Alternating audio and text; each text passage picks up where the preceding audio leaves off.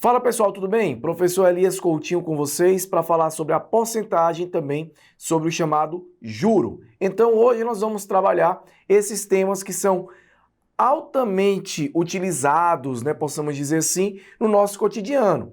Perceba que primeiramente temos que trabalhar a ideia de porcentagem, porque o juro também ele depende da porcentagem, ok? Então vem comigo. Quando eu falo em porcentagem, que é esse símbolo que vai aparecer para você aí na tela, o que significa trabalhar essa ideia, o que significa utilizar esse símbolo no nosso cotidiano? Na verdade, a porcentagem, eu estou trabalhando algo dividido por 100, né? Um valor dividido por 100. Então, por exemplo, quando eu falo em 10% de desconto, eu estou dizendo que a cada 100 reais eu vou te dar 10 reais de desconto. Concorda comigo? Essa é a nossa primeira ideia de porcentagem. Uma outra coisa é que a porcentagem, ela sempre vai estar ligada a algum valor. Não adianta eu falar para você, olha, 30%. A primeira coisa que você vai me falar é 30% de quê? Então esses 30%, ele vai ter que estar ligado a algum valor. Eu vou te dar um desconto na camisa que você comprar. Esse desconto vai ser de 30% sobre o valor da camisa. Escolha a camisa. Aí você vai escolher essa camisa, mas olha, eu quero uma camisa que custa R$80, então eu vou calcular 30% desses R$80 e esse valor eu vou te dar de desconto. Então é mais ou menos essa ideia, tá? Quando se trabalha a porcentagem em si. Agora, tem alguns percentuais que são interessantes que você saiba transformá-los, tá? Em fração. Por exemplo, quando eu falo 25%, o que é 25%? É 25 dividido por 100, tá? Então perceba, eu posso dividir tanto o numerador como o denominador por 25, o que vai acarretar em 1/4. Então eu posso dizer que 25% equivale a 1/4, ou 1/4, 1 dividido por 4. Ah, Elias, tem outros percentuais importantes? Tem. 50%. É 50 dividido por 100. Eu posso dividir numerador e denominador por 50, o que acarreta 1/2, ou 1 dividido por 2. Tá certo? Um outro percentual importante, 75%. É 75 dividido por 100. Então, eu posso simplificar essa fração por 25. Então, 75 dividido por 25 dá 3. 100 dividido por 25 vai dar 4. Então, vou ter 3 dividido por 4, ou 3/4. Concorda comigo? Então, essas representações, onde eu trabalho a porcentagem relacionando a fração, são importantes para que eu tenha menos trabalho na hora de fazer, por exemplo, um cálculo mental. Então, a minha ideia é sempre essa.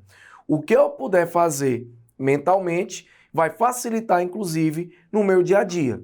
Então, perceba que a porcentagem, de acordo com o que nós falamos, ela sempre vai estar ligada a algo. Então, a algum valor, no caso. Então, recapitulando essa primeira ideia, se eu quero calcular 50% de R$200, eu tenho algo no valor de R$200, 50% eu falei para você que equivale a 1/2. Então, a metade de 200 é 100. Você consegue fazer esse cálculo mentalmente. Agora, vamos falar um pouquinho, sobre a receita, o custo e o lucro de uma empresa, por exemplo. O que é a receita de uma empresa? É todo o valor que entra em uma empresa vindo da venda de um determinado produto, por exemplo. Então, se eu vendi de produto, tá, R$3.000, então quer dizer que a minha receita é 3.000. Isso não é o lucro, tá, gente? Por quê? Porque eu tenho que tirar o custo que eu tive com aquele produto. O meu custo com o produto é quanto eu gastei com aquele produto. Então, se eu vendi R$3.000, mas o produto em questão teve um custo de 2.000, o meu lucro ele é de R$1.000. Então, o que é a receita, Elias? O que é o lucro? O que é o custo em termos de fórmula, possamos dizer assim? O meu lucro ele vai ser a minha receita menos o meu custo. A receita é o valor que eu ganho com a venda daquele produto E já o meu custo ele vai ser o quê? É o valor gasto com o produto. Quando eu subtrair receita e custo, né, fizer essa subtração, consequentemente eu vou ter o meu lucro. Lembre sempre desse detalhe que o lucro vai ser a receita menos o custo. E agora, gente, vamos falar e entrar de verdade na matemática financeira, falando sobre juros simples e juro composto.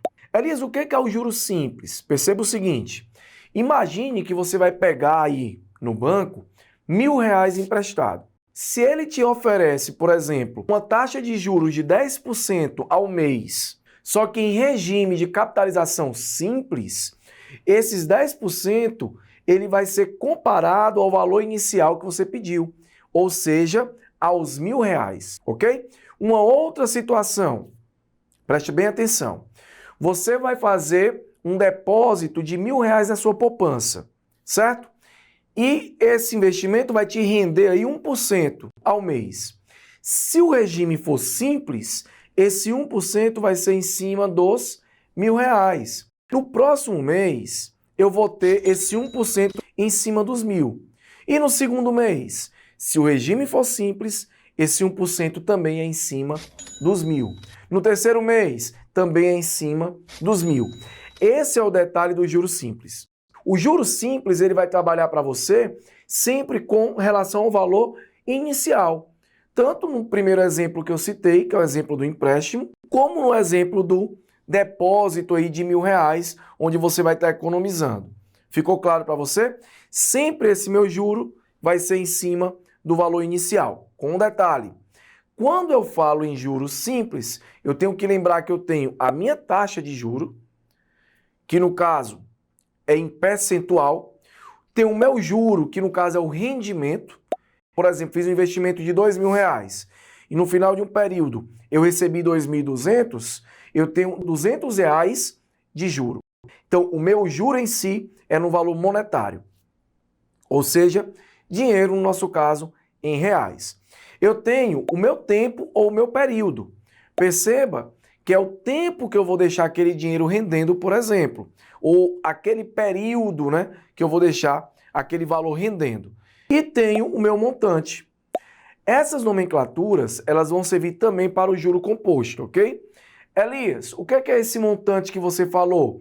É o valor final que eu recebo. Eu investi 2.000. Depois de um período, eu recebi 2.200, né? Eu investi 2.000, que era o meu capital, foi o meu investimento. Recebi 200 de juro. Isso quer dizer o quê? Que o meu montante foi 2.200. Então, meu montante é o capital, que é o valor inicial, o valor investido, mais o juro, né? O juro composto é o seguinte.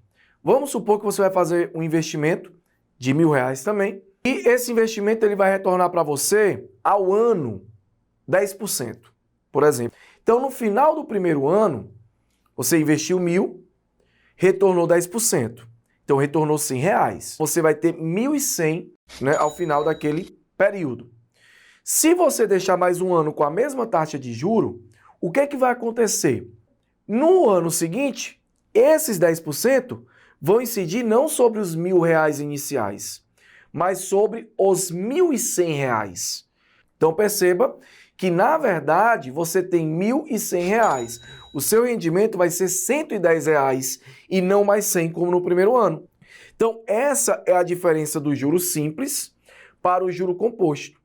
A taxa de juros no simples é relacionado ao seu investimento inicial, sempre. E já a taxa de juro composto, não. Vai ser relacionado ao seu último valor, ok? Então tem que lembrar desse detalhe. E aí vamos finalizar aqui o nosso vídeo com um resumo da nossa aula, tá? Primeiro falamos sobre a ideia de porcentagem. Quando você vai a uma loja que vende roupas, por exemplo, e vê aquela informação, compre uma peça e ganhe 50% de desconto na segunda peça. Então você está trabalhando a ideia de porcentagem, né? Uma segunda coisa que nós falamos foi a diferença entre receita, custo e lucro de uma empresa quando se trata de um produto, da venda de um produto, tá? E um terceiro tópico, a matemática financeira, diferenciando a ideia de juro simples e juro composto. Tranquilo? Espero que você tenha gostado da nossa videoaula. Valeu, um grande abraço!